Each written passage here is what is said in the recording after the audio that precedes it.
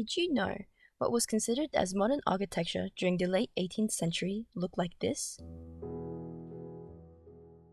Well, in a way, not quite, because unfortunately, these buildings don't actually exist.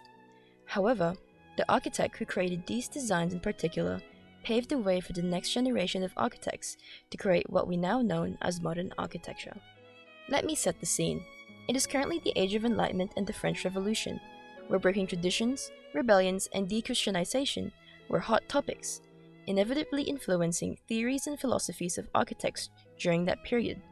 In particular, this includes an architect and painter who works amidst the streets of Paris, Etienne-Louis Boullée.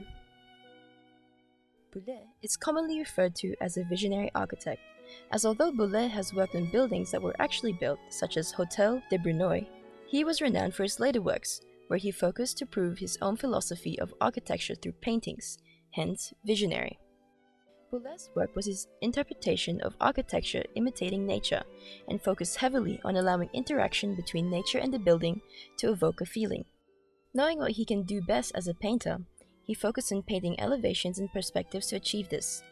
Boullée was a huge fan of geometry, and in fact, in his essay, La Theorie des Courbes, he believed the primary law of architecture originated from regularity, aka symmetry, which is based on nature.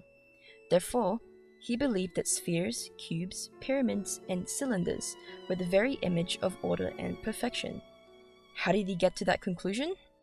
That's for another discussion. Boullée also saw geometry like an organism or body, and believed that each geometric body has a distinct effect on our senses, and through composition and bringing nature into play, it creates aura. So despite his use of geometry being quite literal and absolute, these paintings are still able to give a sense of awe. Now, Boullée was pretty emo. He was really into cenotaphs or funerary monuments and created quite a number of structures relating to death. I could go over one of his most iconic drawings.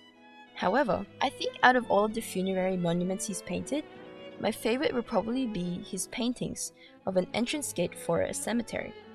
As Boullée saw geometry as bodies, he stripped the entrance gate to its barest form with flat, continuous, and unadorned surfaces, giving the structure the impression of a body stripped of all life and flesh, like a skeleton. Lastly, Boullée also made sure to allow the structure to interact with nature, orienting the entrance towards the north to ensure that its shadow would be casted on itself and always appear in silhouette. So again, although the form of the entrance gate itself may be simple, the way Boullée composed, oriented, and scaled the structure was all done with a purpose to allow interaction with nature to ultimately evoke a powerful emotional response.